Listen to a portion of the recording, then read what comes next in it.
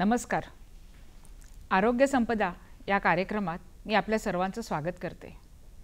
आरोग्यविषयक विविध समस्या याच्यावर आपण तज्ज्ञांद्वारे मार्गदर्शन घेत असतो. आज आपण यकृत या विषयावर माहिती घेणार आहोत. उदरभरण नोहे जाणीजे यज्ञकर्म, म्हणजेच आहार घेणे हे जणू एक यज्ञकर्मच आहे असा अगदी आपला ठाम विश्वास आहे. योग्य आहारातून आपल्याला जीवनावश्यक ऊर्जा, अन्नघटक तसेच जीवनसत्व मिळतात. पण केवळ आहार घेऊन उपयोगाचं नाही, तर त्या आहाराचं चयापचयन, ज्याला आपण मेटाबॉलिझम म्हणतो, ते होणं पण गरजेचं असतं. आणि हे काम करत असते आपली पचन संस्था. आणि या पचन क्रियेमध्ये मदत करणारा सगळ्यात महत्त्वाचा अवयव म्हणजे यकृत, ज्याला आपण लिव्हर असे म्हणत असतो. पण केवळ चयापचन नाही, तर अनेक विविध कार्य लिव्हरद्वारे होत असतात. मग ते कोलेस्ट्रॉल किंवा ग्लुकोजचं मेटाबॉलिझम असो, जीवनसत्वांचा साठा असो, नको असलेले घटक बाहेर टाकणे असो, हार्मोन्स किंवा एन्झाईमशी संबंधित कार्य असो, असे अनेक विविध कार्य हे लिव्हर करत असतं. याच यकृताबद्दल, त्याच्या कार्याबद्दल आणि त्याच्या संबंधित विकाराबद्दल आज आपण मार्गदर्शन घेणार आहोत. आणि यासाठी आज आपल्याकडे आलेले आहेत डॉक्टर अमित अग्रवाल. डॉक्टर, आपलं कार्यक्रमात स्वागत आहे. नमस्कार. नागपूर तसेच सेंट्रल इंडियामध्ये प्रख्यात असे डॉक्टर अमित अग्रवाल यांनी MD मेडिसिन नंतर पचन संस्थेतील एक DM अशी उच्च पदवी घेतलेली आहे. तर मग चला आपण चर्चेला सुरुवात करूया. डॉक्टर, आपण पचन संस्था म्हटलं की सगळ्यांना पहिले अन्ननलिका, पोट, आतडे आणि मग आपलं अन्न बाहेर पडतं, एवढी एक सर्वसाधारण कल्पना असते. पण या सर्वांमध्ये लिव्हरचा पण एक महत्त्वाचा भाग आहे.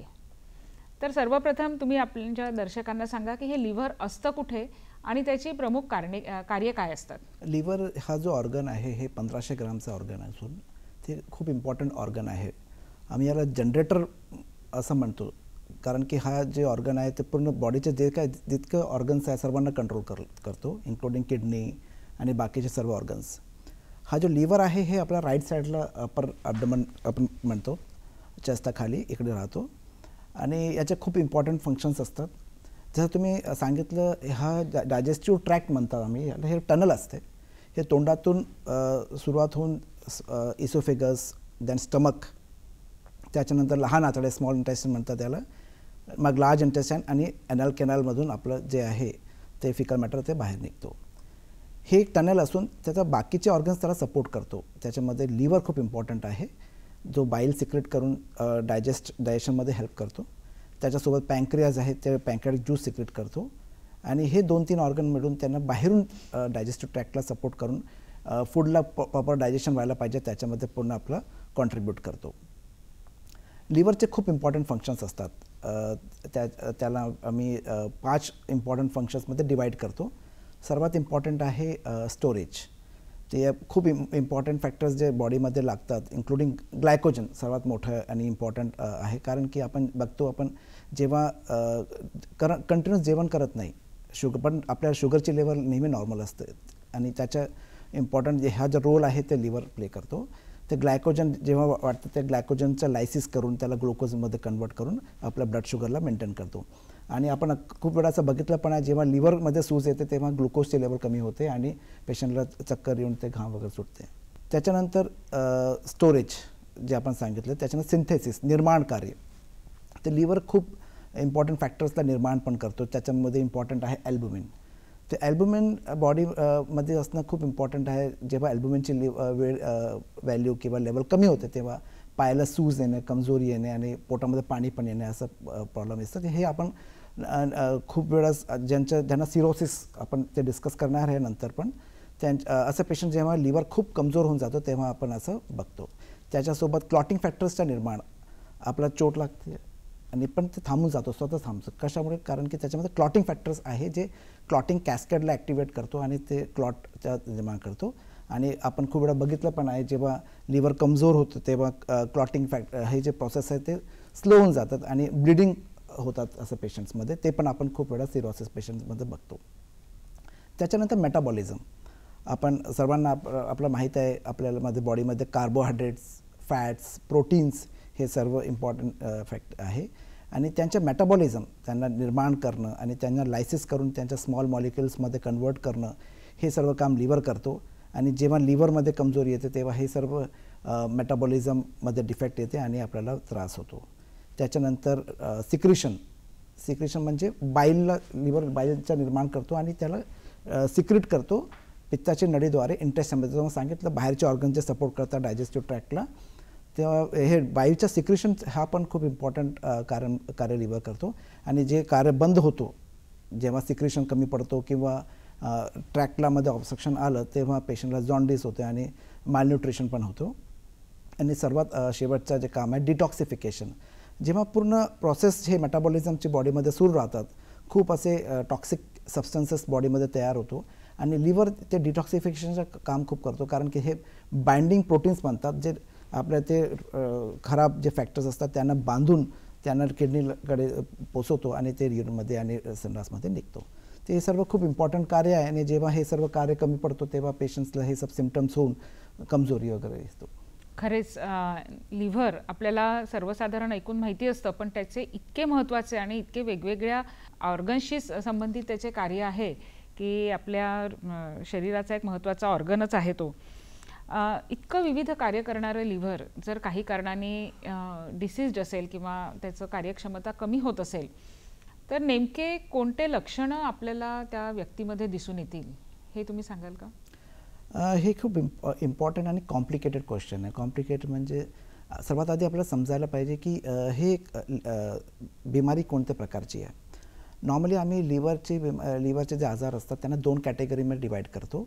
एक आहे ॲक्यूट कंडिशन. ॲक्यूट म्हणजे रिव्हर्सिबल आणि थोड्या वेळासाठी आणि बहुतेक पेशंटमध्ये पूर्ण पेशंट काही दिवसानंतर काही महिन्यानंतर पूर्ण नॉर्मल होऊन जातो. आणि एक आहे क्रॉनिक म्हणजे लिव्हर आता इरिव्हर्सिबल डॅमेज झालेला आहे आणि लिव्हर कमजोर झालेला आहे. लिव्हरच्या फंक्शन्स खूप चांगल्या प्रमाणात कमजोर झालेले आहे. जेव्हा आपण ॲक्यूट किंवा शॉर्ट टर्मचे बद्दल बोलतो तेव्हा हे जे आजार नॉर्मली जसं आपण आधी पण डिस्कस केलं होतं लिव्हर जनरेटरसारखं काम करतो बॉडीमध्ये.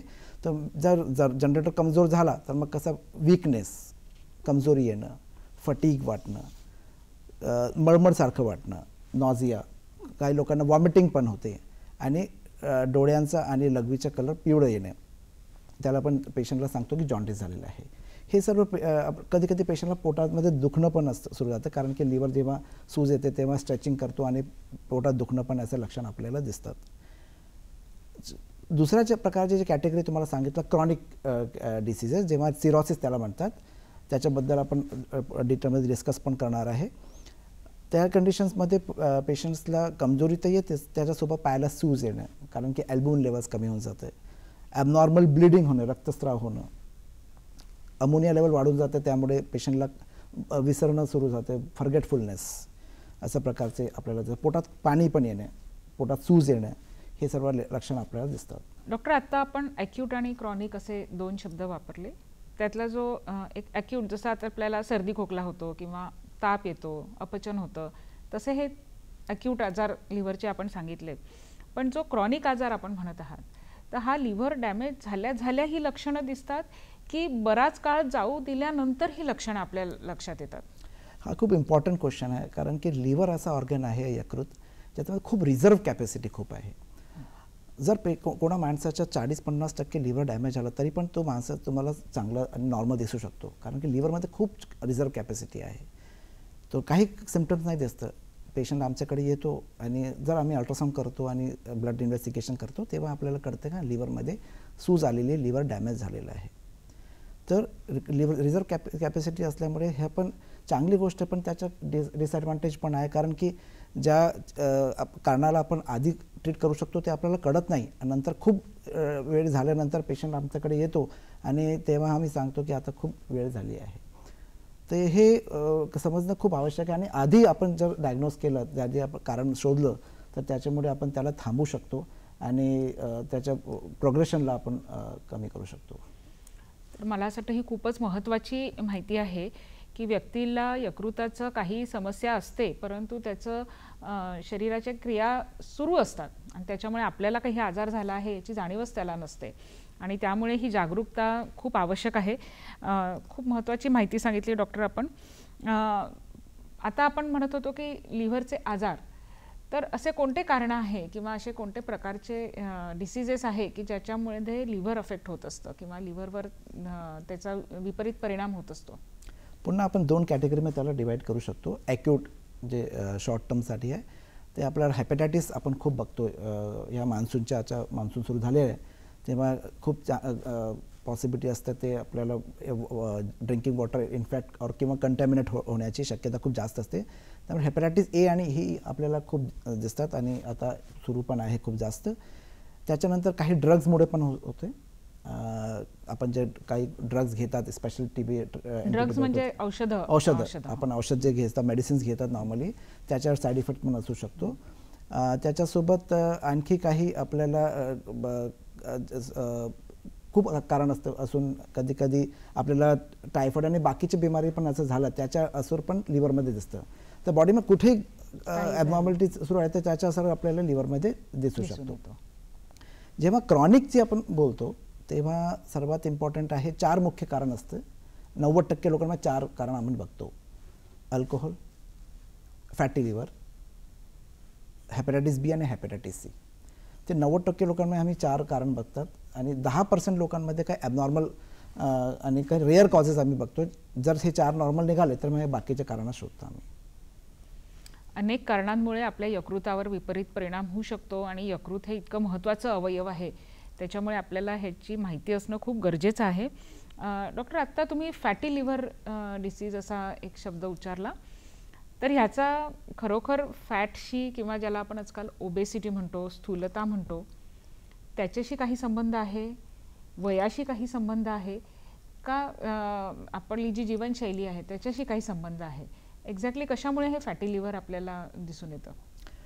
फॅटी लिव्हरचा नेमका अर्थ असं आपण समजलं तर असं फॅट इन लिव्हरमध्ये फॅट असण्याची प्रॉब्लेम.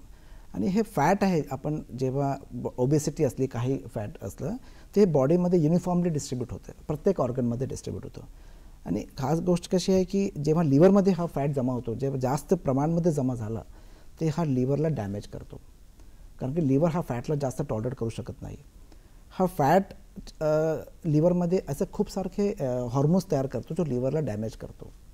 आणि त्याच्यामुळे ते जर खूप वर्षापर्यंत असा फॅट लिव्हरमध्ये जमा झाला, खूप वर्षापर्यंत इन्फ्लेमेशन किंवा डॅमेजची प्रोसेस कंटिन्यू राहिली तर मग पेशंटला लिव्हर सिरोसिस असण्याची शक्यता असते.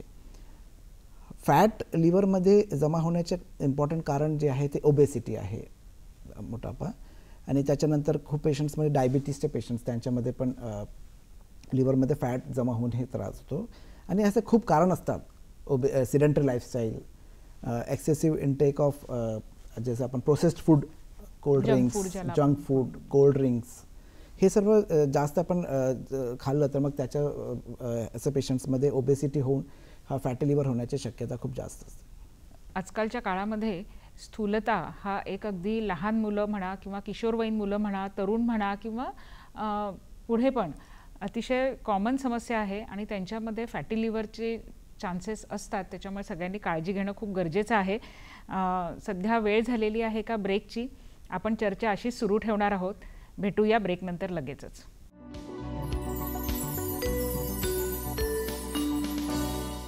ब्रेकनंतर आपल्या सर्वांचं पुन्हा स्वागत आहे. फॅटी लिव्हर या विषयावर आपण चर्चा करत होतो आणि स्थूलता किंवा ओबेसिटी ही डॉक्टर आपल्याला आजकाल लहान मुलांमध्ये पण दिसते, आपल्याला किशोरवयीन मुलांमध्ये पण दिसते, तरुणांमध्ये पण दिसते. तर या संदर्भात त्यांनी काय काळजी घ्यायला पाहिजे? आता तुम्ही मला सांगू शकतो की आता सर्वात मोठा प्रॉब्लेम आजचा दिवस हा चाइल्डहुड ओबेसिटीचा प्रॉब्लेम आहे. आणि आपण त्याचे आपलं कारण पण माहीत आहे. इम्पॉर्टंट रिझन्स असं आहे की एक लॅक ऑफ फिजिकल ॲक्टिव्हिटी. आता आपण जेव्हा बघतो, आपण आमच्या जेव्हा 20 वर्षाच्या आधीची बघतो, आपण चाइल्डहुडच्या डेजमध्ये आपण खूप खेळायचं, बाहेर फिरायचं. पण आता सिडेंटरी लाईफस्टाईल खूप झालेली आहे. मोबाईल आले आहे, आयपॅड्स आलेले आहे, कम्प्युटर आलेले आहे. ते आता मुलं बाहेर फिरत नाही, काय खेळत नाही, फक्त बसत राहतात आणि आयपॅडमध्ये राहतात. आपण पण आता खूप बिझी झाले आहे तर आपण आपला असतं की चलो तर बिझी आहे, काय करत आहे. तो लॅक ऑफ फिजिकल ॲक्टिव्हिटी हे खूप इम्पॉर्टंट रिझन आहे आपल्या ओबेसिटी आणि फॅटी लिव्हरचं. त्याच्यासोबत excessive consumption of fatty food. आता फॅटी फूड म्हणजे आपलं जे जंक फूड आपण म्हणतात, पिझ्झा, बर्गर, कोल्ड ड्रिंक्स, हे इतकं फॅट असते याच्यामध्ये तुम्ही काही कल्पना करू शकत नाही. आणि हे खूप इम्पॉर्टंट रिझन आहे आता चाइल्डहुड ओबेसिटीचं. तो lack of physical activity and excessive consumption of fatty foods, junk foods, ते खूप सर्वात मोठा रिझन. आणि आता आम्ही बघून राहिलो तर जेव्हा फॅटी लिव्हरचे प्रमाण आता जे आम्ही बघायचं 3rd-4th डिकेडमध्ये 30-40 वर्षामध्ये, आता 15-20मध्ये, आता याच्या आधी मी एक फायब्रोस्कॅन केलं, ते एक लहान मुलं 15 वर्षाच्या मुलामध्ये, तर खूप वजन जास्त होतं, 100 किलो होतं त्याच्यामध्ये. ते खूप इम्पॉर्टंट प्रॉब्लेम आहे आणि त्याच्याकडे लक्ष देणं खूप इम्पॉर्टंट आहे. ते फिजिकल ॲक्टिव्हिटी वाढवणं, त्याचं कन्झम्पशन फॅटी फूडचं कमी करणं हे खूप इम्पॉर्टंट रोल आहे. मला असं वाटतं पालकांसाठी डॉक्टरांनी खूप महत्त्वाचा संदेश दिलेला आहे. आपल्याला मुलांच्या शिक्षणाची, इतर गोष्टीची खूप चिंता असते, परंतु त्यांचं शारीरिक आरोग्य, स्वास्थ्य हे जर आपल्याला ठेवायचं असेल तर लहानपणापासून त्यांचं खेळणं, त्यांचं एक योग्य आहार घेणं, या सिंपल गोष्टी जर पालकांनी केल्या तर फॅटी लिव्हरसारख्या डिसीजपासून आपण मुलांचं प्रोटेक्शन करू शकतो. खूप महत्त्वाची गोष्ट डॉक्टर. फॅटी लिव्हरसारखंच अजून एक खूप कॉमन लिव्हरबद्दल बोलला जाणारा आजार म्हणा किंवा डिसीज म्हणा, तो म्हणजे सिरोसिस ऑफ लिव्हर. ही खूप कॉमनली लोकांच्या तोंडातली टर्म आहे. तर एक्झॅक्टली सिरोसिस म्हणजे काय? तर सिरोसिस ऑफ लिव्हर जे आपण आधी पण डिस्कस केलं, जेव्हा लिव्हरमध्ये इरिव्हर्सिबल डॅमेज होतो, फायब्रोसिस, तर जर आपल्याला काही जखम होतं, तो सुकतो आणि त्याच्या जागेवर एक स्कार येते. तसंच लिव्हरमध्ये पुन्हा डॅमेज होऊन फॅट, अल्कोहोल, जे काही कारण आहे ते सूज येते. आणि जेव्हा सूज कमी होते त्याच्यामध्ये स्कारिंग होते, फायब्रोसिस म्हणतात आम्ही, स्कारिंग येते. आणि जे स्कारिंगमुळे काय होते, जे नॉर्मल लिव्हरचे सेल्स आहेत ते कमी, त्यांची मात्रा कमी होते, त्यांचे फंक्शन्स कमी होते. आणि जेव्हा जसं लिव्हरची फायब्रोसिस वाढते, जसं फंक्शन करणारे सेल्सचे प्रमाण कमी होते आणि लिव्हरमध्ये सिरोसिस आम्ही सांगतो असं आजार होतो. तर सिरोसिस म्हणजे लिव्हरमध्ये इरिव्हर्सिबल डॅमेज, ज्याच्यामध्ये फायब्रोसचे प्रमाण खूप वाढले आहे. त्याचे खूप डेफिनेशन्स पण आहे. तर आपण असं लेमन लँग्वेजमध्ये सांगू शकतो, जेव्हा लिव्हरमध्ये फंक्शन्स कमी होऊन जाते, लिव्हरचे सेल्स कमी होऊन फायब्रोसिस वाढते, तेव्हा मी सिरोसिस सांगतो. सिरोसिस हे जसं आधी पण सांगितलं, लिव्हरमध्ये रिझर्व्ह कॅपॅसिटी असल्यामुळे खूप वेळा असं होतं की लिव्हर पेशंट सिरोसिस घेऊन येतो आणि लिव्हर पेशंटला पण माहीत नसतं की याचं सिरोसिस झालेलं आहे. ते आपल्याला सिरोसिसमुळे जे लिव्हरचे फंक्शन्स खूप कमी होऊन जातात आणि पूर्ण सिम्पटम्स नंतर येतात. सिरोसिस एक टर्मिनॉलॉजी आणि त्याचे कारण खूप वेगळे आहे. जसं मी तुम्हाला आधी सांगितलं होतं, क्रॉनिक डिसीज म्हणजे सिरोसिस, जेव्हा फायब्रोसिस वाढतो. अल्कोहोल, हेपॅटायटिस बी, हेपॅटायटिस सी आणि फॅटी लिव्हर 90% लोकांमध्ये हे कारण असतात आणि 10% लोकांमध्ये ते रेअर कॉजेस असतात. ऑटोइम्युन डिसीजेस, कॉपरचे आणि आयरनचे लेवल्स वाढणं, ते पण सिरोसिस करतो. जेव्हा लिव्हरला सिरोसिस होतो तेव्हा पूर्ण ते लिव्हरचे फंक्शन्स कमी होऊन सारे लक्षणं आपल्याला दिसतात. पायाला सूज येणं हे खूप कॉमनली आम्ही बघतो. पायाला सूज कमी येते, प्लेटलेट्स काउंट कमी होऊन जातं. लिव्हर फंक्शन्स जेव्हा नॉर्मली आपण हे सगळं असतं, खूप लोकांना वर्षात एकदा लिव्हर फंक्शन टेस्ट आणि पूर्ण बॉडीचे टेस्टिंग करायचे आणि त्याच्यामध्ये आपल्याला कळतं की प्लेटलेट काउंट कमी झाले आहे आणि लिव्हरचे फंक्शन्स ॲबनॉर्मल आलेले आहे. सोनोग्राफी पण आम्ही जेव्हा करतो, काही दुसऱ्या कारणासाठी करतो आणि आम्हाला कळतं की लिव्हरमध्ये पण सिरोसिस झालेलं आहे, हे लिव्हर सोनोग्राफीमध्ये आपल्याला कळतो. आणि एक फायब्रोस्कॅन नावाची एक तपास आपल्याला खूप लोकांना माहीत आहे. जेव्हा हे आपल्याला जेव्हा आपण टेस्टिंग करतो त्याच्यामध्ये आपल्याला कळतं लिव्हरची स्टिफनेस वाढलेली आहे, त्याच्या कारणामुळे सिरोसिस आलेलं आहे. आत्ताच आपण सांगितलं की सिरोसिस हा एक क्रॉनिक डिसीज आहे आणि खूप त्याच्यावर ट्रीटमेंट अशी उपलब्ध नाही आहे. पण कोणते लक्षणं आहे? एक तर तुम्ही सांगितलं पायावर सूज आहे, पण या व्यतिरिक्त सिरोसिस आता सुरू झालेला आहे किंवा तो कोणत्या तरी एका दुसऱ्या टप्प्यावर आला आहे, तिसऱ्या टप्प्यावर आला आहे, तर कुठले सिम्पटम्स किंवा कुठले लक्षणं आहेत की जे त्या व्यक्तीला दिसतात आणि पूर्ण त्या सिरोसिसच्या प्रोसेसमध्ये आपल्याला आढळून येतात, ते आम्हाला तुम्ही मार्गदर्शन कराल का? जसं तुम्हाला सांगितलं, पायावरला सूज येणे खूप पेशंटमध्ये सर्वात फर्स्ट सिम्पटम्स आम्हाला दिसतो. त्याच्यासोबत पेशंट कंप्लेंट करतो, आम्हाला फटीग आलेला आहे, खूप वीकनेस वाटते, चालायला त्रास होतो, काही करायची इच्छा होत नाही. ते फटीग, कारण की लिव्हर तुम्हाला सांगितलं जनरेटरचं काम करतो आणि जेव्हा वीक होतो तेव्हा पूर्ण ऑर्गन्स पण शिथिलताना काम करतो. त्याच्यानंतर पोटामध्ये पाणी पण कधी कधी तयार होतो आणि पोट फुगून जाते त्याच्यामध्ये, आणि सोनोग्राफीमध्ये आम्हाला पाणी दिसतं. ब्लिडिंगचे पॅचेस आम्हाला बॉडीमध्ये दिसतात, कारण की क्लॉटिंग फॅक्टर्सचे कमी होते आणि ब्लिडिंगचे प्लेटेट कमी पॅचेस आम्हाला दिसतात. प्लेटेट काउंट्स पण कमी होऊन जातं. खूप वेळा पेशंटला रक्तस्राव, तोंडातून रक्तस्राव, ब्लिडिंग म्हणतात आम्ही, कारण की जेव्हा लिव्हरमध्ये ब्लड फ्लो नॉर्मली होते, जेव्हा लिव्हर स्टिफ होऊन जातो तेव्हा फायब्रोसिसमुळे ब्लड फ्लोला खूप रेजिस्टन्स येतात आणि त्यामुळे रिव्हर्स फ्लो होऊन फूडपाईपमध्ये, इसोफेगसमध्ये व्हरायसेस म्हणतात आम्ही, नशा जे आहे फूडपाईपचे वाढून जातात आणि जास्त प्रेशर वाढल्यामुळे ते फाटतात आणि त्याच्यामध्ये रक्तस्राव होते, काडीसंडास, रक्तस्राव होणे, ते हे इसोफेजल व्हॅरिसेल ब्लिडिंग आम्ही म्हणतात. ते खूप वेळा पेशंट आमच्याकडे फक्त फर्स्ट प्रेझेंटेशन हा ब्लिडिंग थ्रू माउथ असं पण येतो. आणि त्याच्यासोबत कधी कधी विसरणं, जसं अमोनियाला मेटाबोलाइज करणं, ते युरियामध्ये कन्वर्ट करणं, हे खूप इम्पॉर्टंट रोल आहे लिव्हरचं. आणि जेव्हा लिव्हर कमजोर होतं तेव्हा अमोनियाचं लेवल वाढते आणि जेव्हा अमोनियाचं लेवल वाढते ते ब्रेनमध्ये एडिमा करतो. ते पेशंट तुम्ही बघितले असेल, पेशंट फॉरगेटफुलनेस, कुठे काम केलं, काय केलं ते विसरून जातात, कुठे काय ठेवलं ते विसरतात आणि खूप ॲडव्हान्स स्टेजचे फॉरगेटफुलनेसमध्ये पेशंट कोमामध्ये पण जातो. आणि आता ह्याचं 5-6 खूप इम्पॉर्टंट लक्षणं जे आम्हाला दिसतात पेशंट्समध्ये. अतिशय गंभीर अशी ही लक्षणं आहेत जी सिरोसिसच्या 2ऱ्या किंवा 3ऱ्या टप्प्यामध्ये आपल्याला दिसत असतात. पण डॉक्टरांच्या सांगण्यावरनं आपल्या एक गोष्ट लक्षात येते आहे की आपण जितक्या लवकर निदान करू तितकं लवकर आपण त्याच्यावर उपचार करू शकतो.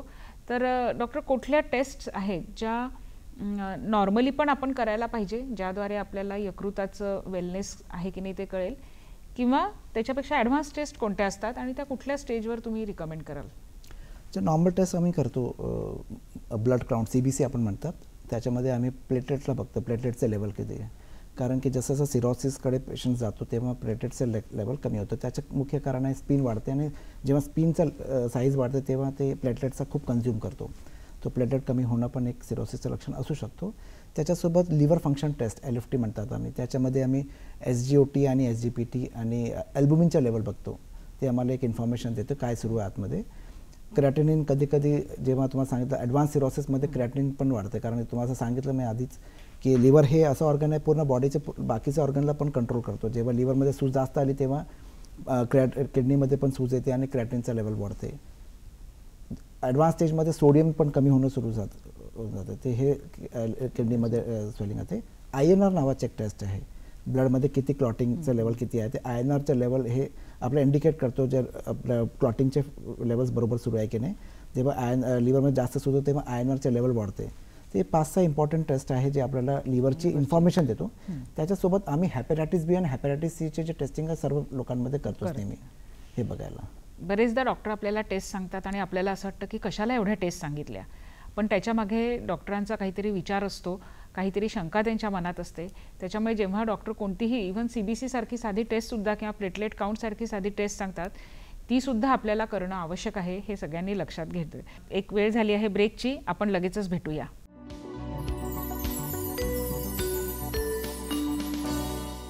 डॉक्टर, ब्रेकपूर्वी आपण चर्चा करत होतो ही विविध प्रकारच्या चाचण्यांची, आणि काही प्राथमिक चाचण्या आपण सांगितल्या आहे. या व्यतिरिक्त काही अजून चाचण्या असतात का? सर्वात आफ्टर ब्लड टेस्ट सर्वात इम्पॉर्टंट टेस्ट आहे सोनोग्राफी, अल्ट्रासाऊंड, जे आपल्याला सर्वांना माहीत आहे. त्याच्यामध्ये खूप आपल्याला इन्फॉर्मेशन भेटते, लिव्हरचा स्टेटस काय सुरू आहे. आणि असं खूप फाइंडिंग्स, खूप 4-5 असं फाइंडिंग्स असतात जेव्हा बघतो की ते आहे का, ते ती असली तर आम्ही सांगतो की हां, लिव्हरमध्ये सिरोसिसचे लक्षण दिसून राहिले. आणि पोर्टल हायपरटेन्शन, जेव्हा लिव्हरमध्ये सिरोसिस होते तेव्हा प्रेशर वाढते आणि त्याला आम्ही पोर्टल हायपरटेन्शन म्हणतात. ते सर्वात इम्पॉर्टंट आहे सोनोग्राफी. त्याच्यानंतर आता CT स्कॅन पण आहे, पण CT स्कॅनमध्ये जास्त आपल्याला काही ॲडिशनल इन्फॉर्मेशन भेटत नाही. काही स्मॉल कारण असतात ते आम्ही जर आम्हाला वाटलं तेव्हा आम्ही CT स्कॅनची हेल्प घेतो. MRI पण आहे. MRI आम्ही कधी करतो जेव्हा MRCP म्हणतात, जेव्हा आम्हाला असं वाटतं जॉन्डिस होण्याचं कारण पित्ताशय नळीमध्ये काही स्टोन अटकला आहे, काही ऑब्स्ट्रक्शन झालेलं आहे, ते बघायला आम्ही MRI करतो. त्याच्यानंतर फायब्रोस्कॅन जे आपण डिस्कस करत होतो आधी पण, ते फायब्रोस्कॅनमध्ये ह्याचं एक सोनोग्राफीसारखं एक इक्विपमेंट आहे. त्याच्यामध्ये एक प्रोब असतं सोनोग्राफीचा आणि त्याच्यामध्ये एक स्पेशल टाईपचं ट्रान्सड्युसर असतं. त्याच्यामध्ये वेव्ज निघते आणि लिव्हरमध्ये जाऊन परत येते. त्याची स्पीड किती आहे ते आम्ही बघतो. जितकी जास्त सिरोसिस किंवा फायब्रोसिस असेल लिव्हरमध्ये तितकं जास्त आपल्याला व्हॅल्यू भेटते. आणि एक कट ऑफ लेवल आम्ही 15च्या घेतो, त्याच्यावर घेतलं तर मग आम्ही सांगतो बहुतेक सिरोसिस झालेला आहे. पण प्रत्येक केसमध्ये ते ॲप्लिकेबल नसतं. कधी कधी काही कारणामध्ये जास्त राहते आणि काही दिवसानंतर कमी पण होऊ शकते. ते 4-5 प्रकारचे खूप इम्पॉर्टंट टेस्ट आहेत, त्याच्यामध्ये आपल्याला सिरोसिसचं निदान वाटतं. डॉक्टर, जेव्हा आपण लिव्हरचा विषय बोलतो तेव्हा बरेचदा मद्यपान आणि लिव्हर ह्याचं रिलेशन चर्चेला जातं. कोणी नेहमी अल्कोहोलिक असेल तर त्याला नेहमी म्हटलं जातं आपल्या लिव्हरची काळजी घे रे बाबा. तर खरंच मद्यपान आणि लिव्हरचा काय संबंध आहे आणि किती प्रमाणात मद्य घेतलं असेल त्याचा काही संबंध आहे का? किंवा यंग एजपासून जर व्यक्तींनी मद्यपान करणं सुरू केलं असेल त्याचा काही संबंध आहे का? किंवा कोणत्या प्रकारचं मद्य घेतलं जातं याचा पण लिव्हरच्या डिसीजशी काही संबंध आहे का, हे जरा प्रेक्षकांना सांगा. ते आता हे व्हेरी वेल नोन फॅक्ट आहे की मद्यपान आणि लिव्हर हे एक दुसऱ्याचे खूप इम्पॉर्टंट रिलेशनशिप आहे. किती क्वांटिटीमध्ये घेता, किती फ्रिक्वेंटली घेता, कोणत्या प्रकारचे घेता, हे खूप इम्पॉर्टंट क्वेश्चन्स आहे जे आम्ही प्रत्येक पेशंट जेव्हा आम्हाला वाटतो अल्कोहोल रिलेटेड लिव्हर डॅमेज झालेला आहे तेव्हा प्रत्येक पेशंटमध्ये हा मी क्वेश्चन विचारतो. ते हा अल्कोहोलचं कन्झम्पशन खूप वाढलेलं आहे, त्या सर्वांना माहीत आहे. आता जे आपलं लाईफस्टाईल झाले सर्व झालेले आहे ते अल्कोहोलचं कन्झम्पशन खूप झालेलं आहे. आणि जे डिसीजेस आम्ही नंतर 4th-5th डेकेडमध्ये बघायचे आता ते आम्हाला 20-25 वर्षामध्ये आम्हाला दिसून राहिले. खूप पेशंट्स आमच्याकडे येतात 20-22 वर्षाची त्यांची एज असते आणि सिरोसिस फ्रँक सिरोसिस असतात आणि खूप लोकांना आम्ही सेव्ह पण करू शकत नाही त्यावेळेस जेव्हा ॲडव्हान्स सिरोसिस होऊन जाते. तर हे डायरेक्टली प्रपोर्शन कधी सुरू केला ते इम्पॉर्टंट आहे. जर आधी सुरू केला तर लवकर होऊन जाईल. 5-10 वर्ष असं आम्ही पिरियड मानतो कन्सिडर करतो. जेव्हा खूप दिवसापर्यंत असं काही एक 5-10 वर्षापर्यंत झालं तर मग तेव्हा लिव्हरला डॅमेज होण्याची शक्यता खूप वाढून जाते. त्याच्या काही लेवल्स पण मेन्शन केलेलं आहे, पण ते लेवल्सला काय ते कधी कधी ते वेगळ्या प्रकारचे मेसेज जातो. ते आपण ते आता डिस्कस या फोरममध्ये आता करू शकत नाही त्याच्याबद्दल. पण डेफिनेटली जास्त अल्कोहोलच्या संदर्भात लिव्हरमध्ये इतकी स्ट्रॉंग रिझर्व्ह कॅपॅसिटी कळतच नाही पेशंटला की लिव्हर किती डॅमेज झालेलं आहे. ते कंटिन्युअसली इंटेक त्यांचा चालू राहते, वाढते दिवसभर आणि एक दिवस आपण पेशंट डॉक्टरकडे जाते आणि डॉक्टर सांगतो की लिव्हर डॅमेज झालेला आहे. ते खूप आणि त्यावेळेस आपल्याला खूप शॉकिंग असतं. आधुनिक काळामध्ये मद्यपान हे आपल्या जीवनशैलीचा एक भाग झाल्यासारखं असं तरुण पिढीला वाटतं किंवा किशोरवयीन मुलांना पण वाटत असतं. पण मला असं वाटतं आत्ता जे डॉक्टरांनी आपल्याला सांगितलं आहे ती खूप महत्त्वाची माहिती आहे. त्याच्यामुळे जीवनातला आनंद इतर गोष्टींमध्ये शोधावा, मद्यपानामध्ये नाही. खूप महत्त्वाचं आहे हे डॉक्टर. डॉक्टर, हेरिडिटरी किंवा अनुवांशिकता याचा पण काही लिव्हरवर परिणाम होत असतो का? म्हणजे जसं आता आपण बरेचदा म्हणतो की डायबिटीज हेरिडिटरी आहे, तर आई किंवा वडिलांना किंवा नात्यामध्ये कोणाला झालं असेल तर अशांना होऊ शकतो का आणि त्यांनी काय काळजी घ्यायला पाहिजे? डायबिटीसचं खूप वेल एस्टॅब्लिश्ड आहे फॅक्ट की हे हेरिडिटरी असते आणि आम्ही हे पण बघतो डायबिटीसमुळे जर फादरला झालेलं आहे लिव्हर सिरोसिस तर सनमध्ये पण येण्याची शक्यता खूप जास्त असते. तेव्हा आम्ही काळजी घेतो, सनला थोडासा ओरिएंटेशन थोडा देतो की वजन कमी करायचं, डायबिटीस जर झाली नाही तर त्याच्याकडे लक्ष द्यायचं आणि लाईफस्टाईल मॉडिफाय करायचं. तर डायबिटीजमुळे डेफिनेटली आहे असोसिएशन. खूप हेरिडिटी आपल्याकडे डिसीज पण आहेत. विल्सन डिसीज आम्ही म्हणतो. कॉपरच्या लेवल लिव्हरमध्ये वाढते, ब्लडमध्ये वाढते आणि लिव्हरमध्ये पूर्ण कॉपर डॅमेज होऊन 20-25-30 वर्षापर्यंत लिव्हर पूर्ण डॅमेज होऊन जाते. हिमोक्रोमॅटोसिस नावाची एक पण बिमारी आहे, त्याच्यामध्ये आयरनचे लेवल्स वाढून जातात आणि त्याच्यामुळे पण असं होते. आता काही दिवस म्हणजे आम्ही ऑटोइम्युन हेपॅटायटिसचे पेशंट्स खूप जास्त वाढत आहे. त्याचं काही कारण आम्हाला वाढत नाही, पण नॉट ओन्ली हेपॅटायटिस आणि बाकीचे जे autoimmune arthritis, skin diseases, brain everywhere सर्व ऑर्गन्समध्ये ऑटोइम्युन डिसीजेसचं खूप जास्त प्रमाण वाढलेलं आहे. कारण काय कोणाला माहीत नाही, पण हे फॅक्टिंग आहे. तसंच आपण जेव्हा लिव्हरच्या कार्याबद्दल माहिती सांगत होता तेव्हा तुम्ही हे सांगितलं की आपण जे औषधं घेतो त्याचं सुद्धा प्रोसेसिंग हे लिव्हरद्वारे होत असतं. मग काही आजारांमध्ये बरेच दिवस आपल्याला औषधं घ्यावे लागतात किंवा काही आयुर्वेदिक औषधं पण असतात जी अनेक दिवस लोक घेत असतात. तर या औषधांचा पण लिव्हरवर परिणाम होतो का आणि तो मग कसा मॉनिटर करायचा त्याच्याबद्दल आपण काय सांगाल? नॉर्मली जेव्हा डॉक्टर प्रिस्क्राईब करतो औषध तेव्हा डॉक्टरला माहीत असतं की औषधीने त्या लिव्हरमध्ये त्रास होऊ शकतो. तेव्हा आपण मॉनिटरिंग प्रॉपर असली तेव्हा आपण कारण हे खूप वेळा असं असतं की हे औषध घेणं खूप आवश्यक असते. ते अँटी ट्युबरक्युलर ड्रग्ज आहे, TBची औषधे आहेत, त्यांच्यामुळे होते 10 पैकी 1 पेशंटला होते. पण डॉक्टर रेग्युलरली मॉनिटर करतो आणि सिम्पटम्स सांगतो आणि जेव्हा सिम्पटम्स असे आले किंवा लिव्हर टेस्ट ॲबनॉर्मल झाली तेव्हा ट्रीटमेंटला आपण मॉडिफाय करतो. खूप वेळा असं पण होते की डॉक्टरने एक वेळ दिली पण आपण चांगलं वाटत आपण स्वतः घेत राहतो आणि काही दिवसानंतर लिव्हरमध्ये नॉट ओन्ली लिव्हर, किडनीमध्ये खूप वेगळ्या प्रकारच्या ऑर्गन्समध्ये त्याचे दुर्लक्ष दिसतात आपल्याला. ते हे डिस्करेज करणं खूप आवश्यक आहे. तिसरं असं कंडिशनमध्ये आम्ही बघतो पेशंट्स काही वेगळ्या प्रकारची जडीबुटी आपण म्हणतो तसं घेतात. जे डॉक्टरने प्रिस्क्राईब केलं ते चांगली आहे, पण आपल्या मनाप्रमाणे कोणी आपण काही पानमध्ये किंवा सुपारी असं खूप प्रकारचे असं औषध आपण घेतो जडीबुटीसारखं आणि लिव्हरमध्ये दुष्परिणाम होतो. खूप वेळा आम्ही बघितलं जॉन्डिस झाला, पेशंट आम्ही ट्रीटमेंट दिलं, ते पेशंट चांगलं होत आहे, पण नंतर कुठे गावाला जाऊन काहीतरी खाऊन येतो आणि लिव्हरमध्ये सूज 10% वाढून जाते. तर हे सर्व नाही करायला पाहिजे. काही औषध अनप्रिस्क्राईब मेडिसिन प्रिस्क्राईब वाटली तर बरोबर आहे, अनप्रिस्क्राईब मेडिसिन पेशंटला नाही कधीच घ्यायचं नाही. खूप पेशंट आम्ही बघतात आणि त्याचे खूप लिव्हरमध्ये खूप इतकं दुष्परिणाम होतं, कधी कधी लिव्हर फेल होऊन जीवाचा धोका असून जातो. जेव्हा औषधं घेणं आवश्यक असतं तेव्हा आपण ते डॉक्टरांच्या सल्ल्यानेच घ्यावे आणि नुसतं तेवढंच नाही तर वेळोवेळी डॉक्टरांचा सल्ला घेऊन ज्या टेस्ट डॉक्टर सांगत असतात त्या पण करणं आवश्यक आहे, तर तुमचं यकृत जे आहे ते सुरक्षित राहू शकतं. आत्ता आपण जॉन्डिस हा शब्द वापरला आणि लिव्हर आणि जॉन्डिसचं सगळ्यांनाच माहिती आहे. तर जॉन्डिसचं कारण म्हणजे हिपॅटायटिस आपण सांगत आहात, तर त्याच्याबद्दल थोडी अजून माहिती द्याल का की ह्याचे काही प्रकार असतात का किंवा ह्याच्यावर काही आपण प्रिव्हेंट करू शकतो का किंवा काय काळजी घ्यायला पाहिजे की जसं आता पावसाळ्याचे दिवस आहे, हिपॅटायटिसचे दोन्ही प्रकार म्हणजे A आणि B याच्याबद्दल तुम्ही माहिती सांगाल का? हे सगळं इम्पॉर्टंट, हे पण खूप इम्पॉर्टंट इश्यू आहे.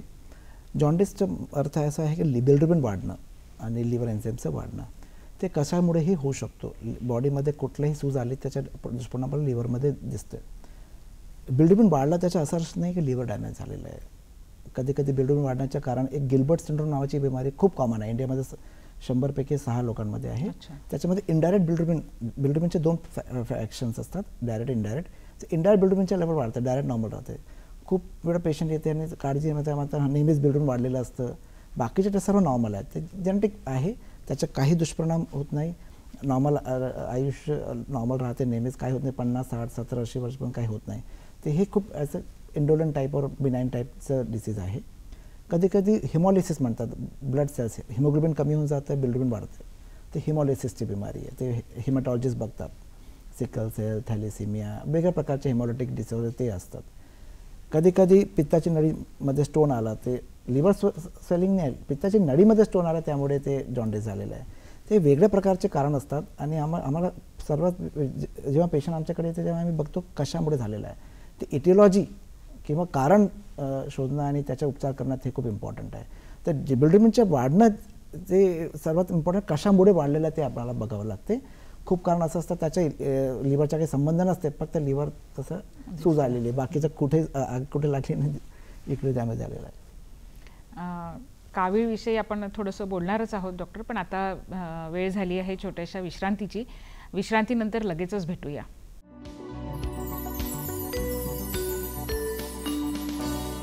विश्रांतीनंतर आपल्या सगळ्यांचं पुन्हा एकदा स्वागत आहे. लिव्हर आणि त्याचे डिसऑर्डर याच्यावर आपण चर्चा करत आहोत आणि पावसाळ्यात आढळणारी एक अतिशय कॉमन समस्या म्हणजे कावीळ. पण कावीळ फक्त एका प्रकारची नसून ती अनेक प्रकारची असते आणि डॉक्टर्स आपल्याला सांगत आहेत की त्याचं कारण काय आहे हे शोधून काढणं आवश्यक आहे. तर डॉक्टर अजून आपण काय सांगणार काविळीबद्दल आणि काय काळजी घ्यायला पाहिजे कावीळ न होण्यासाठी? ते खूप कॉमन कारण जे आपण नेहमी बघतो ते हेपॅटायटिस A आणि हेपॅटायटिस Eचे इन्फेक्शन, जे फिको ओरल रूट, ते कंटॅमिनेटेड वॉटरचं कन्झम्पशन झालं, ते आपण पिण्यात आला किंवा कुठेतरी बाहेर जेवण केलं आणि ते कंटॅमिनेशन झालं तर मग तेव्हा होतं. त्या मान्सूनमध्ये स्पेशली आपल्याला लक्ष देणं खूप आवश्यक आहे. जेव्हा कुठे आपण खात आहे, काय खात आहे, कसं खात आहे ते आपण बघणं खूप आवश्यक आहे. कारण की कळत नाही, सर्व बरोबर वाटते आपल्याला, पण काळजी घेणं खूप आवश्यक आहे. त्याचं सर्वात इम्पॉर्टंट प्रिकॉशन म्हणजे हेच माझं सजेशन आहे की काळजी घ्या, कुठे खात आहे, काय खात आहे आणि बरोबर वॉटरच्या बरोबर ते हायजीन कंडिशन्समध्ये आहे की नाही आहे. बाकीचं ते आपण जे आता खूप अवेअरनेस आलेली आहे, ओरिएंटेशन आलेलं आहे सर्वांमध्ये, आणि आपण सर्वांच्या घरी आता प्युरिफायर्स आहे. ते जास्त बॉइलिंग वगैरे जे आपण आधी बोलायचो आता 10 वर्षाच्या आधी, त्याच्याबद्दल काही बोलायची गरज पण असं वाटत नाही. काही चांगले प्युरिफायर्स आलेले आहेत, ते प्रॉपरली टेक केअर करतो ते बाकीचे व्हायरसेसचं. ते स्पेशली मान्सूनमध्ये ते बघणं खूप आवश्यक आहे आपल्याला कंटॅमिनेशनबद्दल.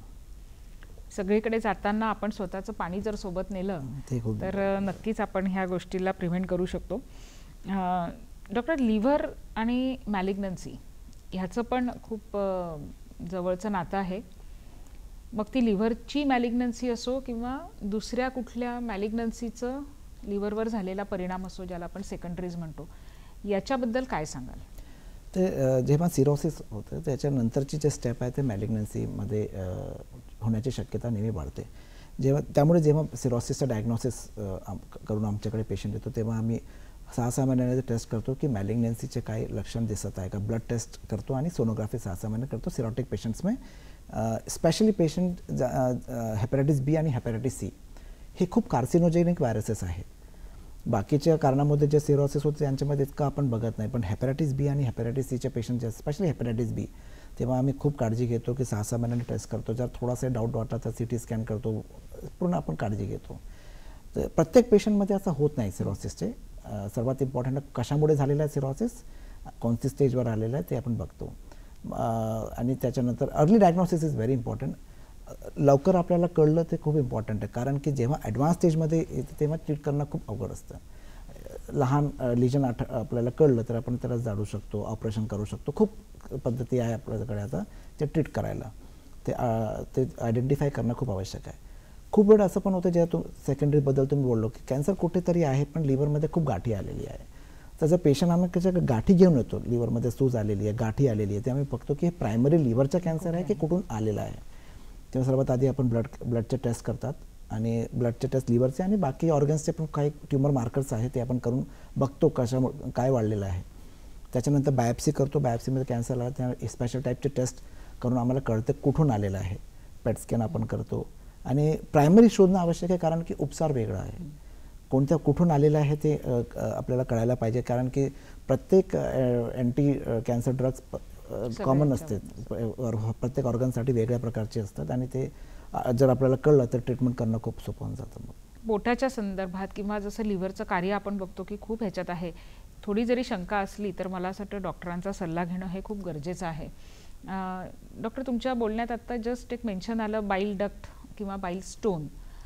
हा काय प्रकार आहे, म्हणजे हे कुठे असतात एक्झॅक्टली? कारण किडनी स्टोनबद्दल बऱ्याच जणांना माहिती असते, पण बाईल स्टोन हा जरा एक नवीन प्रकार आहे, आणि कोणाला तो होऊ शकतो आणि त्याचे पण अर्ली सायन्स काय आहेत हे सांगा मला. बाईल स्टोन्स जेव्हा मी बोलतो तेव्हा हे गॉलब्लॅडरचे स्टोन्स असतात. गॉलब्लॅडर हा त्याचा आपण हिंदीमध्ये पित्ताशय म्हणतात. त्या लिव्हरचा खाली असते, आणि हा मधला पॅसेज आहे. जेव्हा बाईल खाली उतरतं लिव्हरमधून इंटेस्टाईनला जाण्याचं मध्ये एक स्टॉपेज म्हणू शकता, ते गॉलब्लॅडरचं असतं. याच्या आधी जे काम व्हायचं तर खूप वर्षाच्या आधी, मिलियन्स ऑफ इयर्स बॅक असं सांगू शकतो की याचा बाईलला कॉन्सन्ट्रेट करायचं, पाणी सोकून ते कॉन्सन्ट्रेट करण्याचं काम आहे. आजच्या दिवस काही असं जास्त काही असं इम्पॉर्टंट काम नाही आहे ते, आणि त्यामुळे आपण गॉलब्लॅडर काढून घेतो आणि ते पेशंटला काही होत नाही, नॉर्मल जीवन पेशंट जगतो. गॉलब्लॅडरमध्ये स्टोन्स, कारण की गॉलब्लॅडर हा असं एक सॅकसारखं असतं. जेव्हा आपल्या मटक्यामध्ये खडा टाकला तेव्हा ते आपण बघतो की खूप कचरा जमत होतो, तसं प्रकारचं कारण इकडे पण दिसतं आपल्याला. आणि एकदा जर झालं एक स्टोन तर 1 ते 2, 2 ते 4 असं पूर्ण गॉलब्लॅडरचं बनून जातो. त्याचं खूप कारण असतात. सर्वात इम्पॉर्टंट आहे की जेनेटिक आहे का, खूप आईला वडिलांना असतं तर मुलांमध्ये येऊ शकतो. गॅंजेटिक बेल्ट म्हणतात आम्ही, नॉर्थ इंडियन्स, ओबेसिटी, डायबिटीज, हे असं खूप कारण असतात ज्याच्यामध्ये आम्हाला गॉलब्लॅडरमध्ये दिसतो. प्रेग्नन्सी, फिमेल्समध्ये जास्त दिसतो मेल कंपॅरिझनमध्ये. गॉलब्लॅडर जोपर्यंत गॉलब्लॅडरमध्ये आहे स्टोन तोपर्यंत सर्व बरोबर आहे, पण जेव्हा तो समोर येतो तेव्हा गॉलब्लॅडरची नेकमध्ये अटकतो तेव्हा दुखते, आणि ते गॉलब्लॅडरमध्ये कधी कधी पस, गँग्रीन हे सर्व त्रास देतो, आणि आम्ही पेशंट लोकांना सांगतो की हे ऑपरेशन तुम्ही करून घ्या. जेव्हा खाली होतं ते नळीमध्ये आला तर नेवर जॉन्डिस करतो, तेव्हा दुर्बीण टाकून नळीला क्लिअर करावं लागते. तर हे ट्रीटमेंट मग आहे त्याचं, पण ते कळणं खूप आवश्यक आहे, आणि कधी कधी त्याचे कॉम्प्लिकेशन्स काही जास्त असतात. तर आता आम्ही डॉक्टरांना आधी 15-20 वर्षाच्या आधी आम्ही सांगायचं की गॉलब्लॅडरमध्ये 1-2 खडे पडलं काय करायचं नाही, पण आता थोडे आपलं अप्रोच चेंज झालेला आहे. इतकं कॉम्प्लिकेशन तर सिव्हिअर असतात, आम्ही पेशंटला सांगतो जर यंग असेल तर काढून टाका, कारण की ते वाढणारच आहे, कमी होण्याची शक्यता खूप कमी आहे. औषधं पण आहे ते कमी करायचे, पण जेव्हा गॉल ब्लॅडरचे स्टोनचे साईज खूप कमी असतं 5 mm खाली, तेव्हा औषध ट्राय करू शकतो. पण ज्यांना गॉलब्लॅडरमध्ये स्टोन होण्याची टेंडन्सी आहे ते नंतर पूर्ण होऊ शकतो, तेव्हा औषधीला जास्त मी एनकरेज करत नाही. आणि जास्त असं मग वाटलं पेशंट फिट आहे, यंग आहे, आता 30-40 वर्ष आता जगायची पॉसिबिलिटी आहे, तेव्हा काढणं ते चांगलं असतं. बरेचदा आपल्याला वाटत असतं की डॉक्टरांनी गॉलब्लॅडर काढायचा निर्णय का घेतला बा, तर त्याच्यामागे त्यांचा पुष्कळ विचार असतो, हे सगळ्यांनी लक्षात घेणं गरजेचं आहे. लिव्हरच्या आजाराबद्दल आपण बरंच बोललो आहोत, तर एक सर्वसाधारण ट्रीटमेंट लिव्हरच्या आजाराची काय असते, आणि तसंच ह्याच्यामध्ये आता काही ॲडव्हान्स टेक्नॉलॉजी आली आहे का, याच्याबद्दल आम्हाला जरा. सर्वात इम्पॉर्टंट आहे लिव्हर कशामुळे डॅमेज झालेलं आहे, आपण कारण पूर्ण डिस्कस केलेलं आहे. अल्कोहोलमध्ये झालं आहे, मुळे झालेलं आहे, तर अल्कोहोल बंद करायचं. फॅटी लिव्हरमध्ये आहे तर वजन कमी करायचं, डायबिटीज कंट्रोलमध्ये करायचं, एक्सरसाइज करायची. हेपॅटायटिस बी आणि सी त्यासाठी अँटीव्हायरल्स खूप चांगले आलेले आहे. ते खूप इम्पॉर्टंट रिव्होल्युशन आली आहे मेडिकल सायन्समध्ये मागच्या 10 वर्षामध्ये, जेव्हा आपल्या हेपॅटायटिस बीसाठी, हेपॅटायटिस सीसाठी स्पेशली इंजेक्शन्स लावायला लागतं. खूप वर्षाची ट्रीटमेंट आपली 3-3.5-4 लाखापर्यंत जायची, आता कमी आली, 50च्या खाली आलेली आहे. ते खूप इंजेक्शन्स रिप्लेस झालेल्या टॅबलेटमुळे सिंगल टॅबलेट घ्यावं लागते आणि पेशंटचं व्हायरस कंट्रोलमध्ये राहते वर्षोवर्ष. ते हे खूप इम्पॉर्टंट रिव्होल्युशन आलेली आहे. तो कारण शोधणं खूप इम्पॉर्टंट आहे. खूप पेशंटमध्ये असं होते कारण भेटत नाही आम्हाला, त्याला आम्ही इडिओपॅथिक सिरोसिस म्हणतात. त्याच्यामध्ये न्यूट्रिशन खूप इम्पॉर्टंट आहे. लिव्हरला जेवण चांगलं पाहिजे. जर आपण लिव्हरला खूप चांगलं जेवण दिलं, न्यूट्रिशन चांगलं ठेवलं, तर लिव्हर रिजनरेट होतो. तर लिव्हर रिजनरेशन कॅपॅसिटी पण खूप चांगली आहे लिव्हरमध्ये. आणि जेव्हा आपण पूर्ण काळजी घेतलं, एक्सरसाइज केलं, न्यूट्रिशन चांगलं, तर लिव्हरमध्ये रिजनरेशन होण्याची पण शक्यता असते. खूप छान माहिती आपल्याला डॉक्टर सांगत आहेत. पण डॉक्टर, एक ब्रेकची वेळ झालेली आहे, तर लगेचच भेटूया, कुठेही जाऊ नका, कारण लिव्हरबद्दल अत्यंत उपयुक्त आता शेवटचा मेसेज आपल्याला सर देणार आहेत. भेटूया पुन्हा.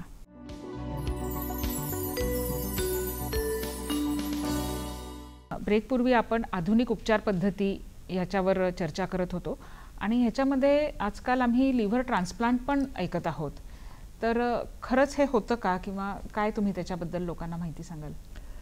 लिव्हर ट्रान्सप्लांट म्हणजे नवीन लिव्हर पेशंटला ही गरज पडते, आणि हे पॉसिबल आता मागच्या 10-20 वर्षामध्ये खूप टेक्नॉलॉजी ॲडव्हान्स झालेली आहे आणि खूप फ्रिक्वेंटली होऊन राहिले, आणि त्याचे आउटकम पण खूप चांगले होऊन राहिले.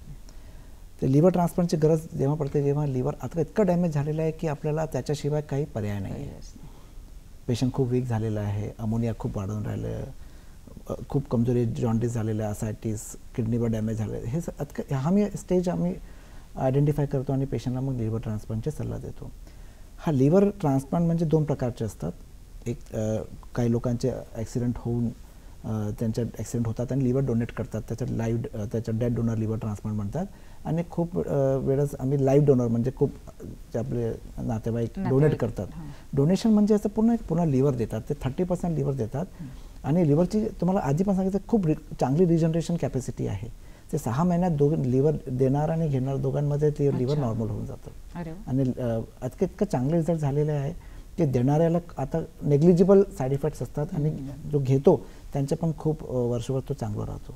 यकृत, त्याचं महत्त्व, त्याचं कार्य आणि त्याचे विकार याची खूप छान माहिती आज आपल्याला डॉक्टरांनी दिलेली आहे. पण त्यासोबतच डॉक्टर, आपलं यकृत हे निरोगी राहावं यासाठी आपली जीवनशैली कशी असावी, आपण ताणतणावाचा कसा सामना करावा, किंवा जसं आता तुम्ही जंक फूडबद्दल बोलत होता, झोप एक कारण आहे. तर एक प्रेक्षकांना तुम्ही काय सांगाल की आपलं यकृत निरोगी राहावं यासाठी आपण आपली जीवनशैली कशी ठेवायला पाहिजे? सर्वात इम्पॉर्टंट आहे, लिव्हर असं ऑर्गन आहे, त्याला सांभाळून ठेवावं लागेल, ते खूप निरोगी ठेवावं लागेल. आणि त्याच्यासाठी सर्वात इम्पॉर्टंट आहे healthy lifestyle and healthy diet. ते स्वतःची काळजी घेणं खूप इम्पॉर्टंट आहे. आपण काय खात आहे, त्याचे काय दुष्परिणाम असू शकतो, आपण एक्सरसाइज करत आहे की नाही, आपलं वेट कंट्रोलमध्ये आहे की, हे सर्व इम्पॉर्टंट आहे. आणि सर्वात इम्पॉर्टंट जे तुम्हाला गोष्ट आहे, जेव्हा सर्वात इम्पॉर्टंट जे नेहमी एम्फसाइज करतो, हे आपल्या नेक्स्ट जनरेशनमध्ये आपण काय पास ऑन करत आहे ते खूप इम्पॉर्टंट आहे. आपण डिस्कस केला चाइल्डहुड ओबेसिटीबद्दल. आता सर्वात मोठा प्रॉब्लेम आहे आता आज सोसायटीमध्ये, ते आपल्याला मुलांना ते आपल्याला शिकावं लागेल की आपल्याला स्वतःची जंक फूड अवॉइड करणं, डेली एक्सरसाइज, त्यांना स्पोर्ट्समध्ये इन्वॉल्व करणं, हे खूप इम्पॉर्टंट गोष्ट, कारण की आता जे त्यांचे इन्कल्केट होईल हॅबिट्स ते नेहमी ते कंटिन्यू करणार आहे. आणि नंतर जे होणारी गोष्ट आहे, कारण की आता जे सर्वात इम्पॉर्टंट प्रॉब्लेम आहे फॅटी लिव्हरचं, ते आपण ते कंट्रोल करू शकतो आणि लिव्हरचे प्रॉब्लेम्स खूप पर्सेंटमध्ये आपण कमी करू शकतो. खूप महत्त्वाची माहिती आहे आणि प्रत्येक पालकांनी हे लक्षात ठेवणं गरजेचं आहे. मानवी शरीर हे अद्भुत आहे, देवाची देणगी आहे, निसर्गाची किमया आहे. प्रत्येक अवयव त्याला नेमून दिलेलं काम तर तो करतच असतो. आपल्याला गरज असते तो अवयव सांभाळून ठेवायची आणि त्याची योग्य निगा राखायची. लिव्हर किंवा ज्याला आपण यकृत म्हणतो, त्यांनी शरीराचं आपलं जे स्वास्थ्य आहे त्याच्यासाठी खूप महत्त्वाचं कार्य विविध लेव्हलवर ते करत असतं. त्यामुळे त्याची निगा राखणे, त्याची काळजी घेणे हे आपण आपल्याच हातात आहे आणि आपण ती योग्य जीवनशैलीद्वारे घेत असतो. आपल्या जीवनशैलीद्वारे आपण आपल्या यकृताची कशी काळजी घ्यावी आणि त्याचे काय विकार असतात याची अगदी सखोल माहिती डॉक्टरांनी आपल्याला आज दिलेली आहे. आणि डॉक्टर, आज आपण वेळात वेळ काढून आमच्या स्टुडिओमध्ये आला आणि आमच्या दर्शकांना ही माहिती दिली, त्याच्याबद्दल नागपूर दूरदर्शनच्या संपूर्ण टीमतर्फे मी आपले आभार मानते. धन्यवाद.